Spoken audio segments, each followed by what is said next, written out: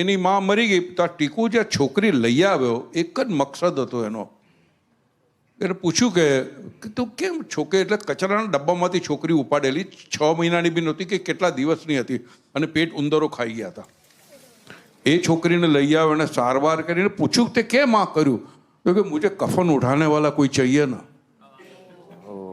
આ વાત. અને આને તમે ઈજડો કહો છો, બોલો. મર્દનો મર્દ હતો યારે. કમાલ માણસ હતો યાર, કમાલ માણસ. રોલ તમે બહુ મજા આવે છે. અને મહેશભાઈ ત્યારે ફૂલ એમના એલિમેન્ટમાં હતા. એટલે એમના સબ્જેક્ટ આવા બધા ડાર્ક રહેતા, ડ્રામેટિક રહેતા, રિયલ રહેતા અને હ્યુમન રહેતા. એટલે બહુ મજા આવતી.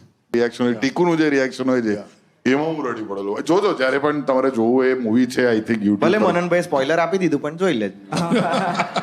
બહુ એ પણ માસ્ટર ક્લાસ છે, તું ખાસ જોજે. હા હું તો, એ તો મારી તમન્ના છે કે પિક્ચર હું જોઉં. ટીકુભાઈ સાથે બેસીને જોજે. તલસાણિયા.